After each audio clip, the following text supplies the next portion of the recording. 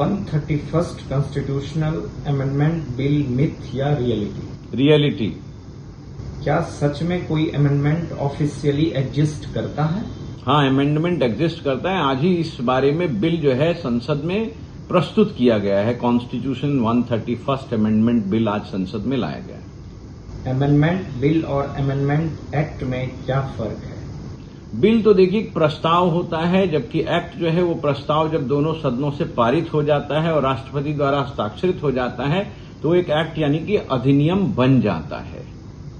अगर 131st bill आता है तो उसका स्कोप क्या हो सकता है? उसका स्कोप होगा कि वुमेन को रिजर्वेशन मिलेगा पूरे संसद में और विधानसभाओं में 33% सीट उनके लिए रिजर्व हो जाएगा।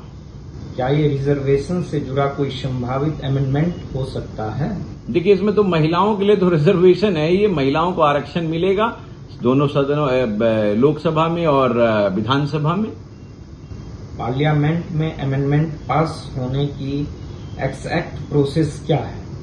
पार्लियामेंट में किसी विधेयक के पारित होने का बड़ा सिंपल सा प्रोसेस है कि इसमें जो कॉन्स्टिट्यूशन अमेंडमेंट बिल आता है वो किसी भी सदन में लाया जा सकता है, राज्यसभा या लोकसभा में, और दोनों सदनों में आपको पता होना चाहिए कि majority of total and 2/3 of present and voting, यानी जो लोग उपस्थित है उसमें से 2/3 लोगों को वहां मत देना पड़ेगा और जो बहुमत होता है वो होना ही चाहिए। और फिर जब ये दोनों सदनों में पारित हो जाएगा उसके बाद राष्ट्रपति इस पर हस्ताक्षर करेंगे और तब संविधान संशोधन बिल पास हो जाता है। क्या हर अमेंडमेंट के लिए स्टेट की अप्रूवल जरूरी होती है? बिल्कुल नहीं। स्टेट की अप्रूवल सिर्फ कुछ मामले में जरूरी होती है जो कि संविधान के अनुच्छेद 368 के धारा 2 के प्रोवाइडो में लिखा हुआ है, जो कि बेसिकली फेडरल फीचर से संबंधित चीजें हैं। जुडिशियरी अमेंडमेंट प्रोसेस को कैसे रिव्यू करती है? देखिए, जुडिशरी के पास एक बहुत बड़ा हथियार है डॉक्ट्रिन ऑफ बेसिक स्ट्रक्चर का, जिसके आधार पर वो तय करती है कि कहीं ये बेसिक स्ट्रक्चर को प्रभावित तो नहीं कर रहा, कहीं उसके खिलाफ तो नहीं है, और यदि ऐसा है तो जुडिशरी उसको नकार देती है। बेसिक स्ट्रक्चर डॉक्ट्रिन इस तरह के अमेंडमेंट को कैसे लिमिट करती है? बेसिक स्ट्रक्चर डॉक्ट्रिन यही कहती है कि जो चीज बेसिक स्ट्रक्चर है कॉन्स्टिट्यूशन का उसमें किसी भी प्रकार का छेड़छाड़ या परिवर्तन नहीं हो सकता। तो जब जब ऐसा होता है तब तक उसको नकार दिया जाता है। जैसे आप जानते होंगे जुडिशियल इंडिपेंडेंस के मामले में एनजेसी को नकार दिया। क्या फ्यूचर में कंट्रोवर्शियल अमेंडमेंट बढ़ सकते हैं? ये तो हाइपोथेटिकल क्वेश्चन है। लॉ स्टूडेंट के लिए अमेंडमेंट ट्रैकिंग क्यों जरूरी है?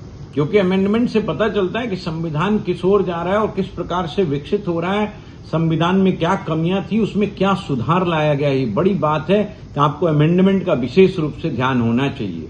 क्या अमेंडमेंट नंबर्स मीडिया में कभी गलत तरीके से सर्कुलेट होते हैं? हाँ, क्योंकि अमेंडमेंट बिल और अमेंडमेंट एक्ट में बहुत लोगों को फर्क नहीं पता होता, इसलिए वो अमेंडमेंट बिल को अमेंडमेंट एक्ट की तरह जो है ला देते हैं। जैसे अमेंडमेंट एक्ट इतने नहीं हुए हैं जबकि अमेंडमेंट बिल 131वां आ गया। क्या 131st अमेंडमेंट जैसी चर्चाएं पब्लिक अवेयरनेस बढ़ाती है? बिल्कुल बढ़ाती है। लोगों को अभी महिला आरक्षण के बारे में घर गांव सब जगह पता है। सबको पता है कि महिलाओं को आरक्षण पंचायत और नगर पालिका में तो मिल गया, लेकिन विधानसभा और लोकसभा में नहीं मिला। इसकी पूरी जगह चर्चा होती है। अगर आपको 131st अमेंडमेंट ड्राफ्ट करना हो तो आपका फोकस क्या होगा? हमारा फोकस होगा कि महिलाओं को इसमें मिलना चाहिए अधिकार, महिलाओं को 33% रिजर्वेशन मिलना चाहिए और सभी वर्ग की महिला इसमें आनी चाहिए। ग्रामीण और शहरी, सभी जाति, सभी धर्म के लोगों को भी इसमें आना चाहिए। हालांकि धर्म आधारित तो कोई जो है रिजर्वेशन नहीं होता हमारे संविधान में, लेकिन सभी जाति का रिप्रेजेंटेशन होना चाहिए। क्या कॉन्स्टिट्यूशन फ्लेक्सिबल ज्यादा है या रिजिड? नहीं, कॉन्स्टिट्यूशन, हमारा कॉन्स्टिट्यूशन फ्लेक्सिबल भी है और रिजिड भी है, दोनों का कॉम्बिनेशन है ये। अमेंडमेंट पावर अनलिमिटेड है या रिस्ट्रिक्टेड? नहीं, अमेंडमेंट पावर बहुत है, आप सारे प्रावधान में अमेंडमेंट कर सकते हैं, लेकिन डॉक्ट्रिन ऑफ बेसिक स्ट्रक्चर उस पर एक रिस्ट्रिक्शन है। जो बेसिक चीजें हैं उसमें आप संशोधन नहीं कर सकते। क्या सुप्रीम कोर्ट कभी अमेंडमेंट को स्ट्राइक डाउन कर सकता है? बिल्कुल। अभी अभी आपने सुना डॉक्ट्रिन ऑफ बेसिक स्ट्रक्चर एक बहुत बड़ा लिमिटेशन है और यदि बेसिक स्ट्रक्चर के खिलाफ है तो सुप्रीम कोर्ट उसको निरस्त कर सकता है। रिसेंट अमेंडमेंट में सबसे इम्पैक्टफुल कौन सा भाग है?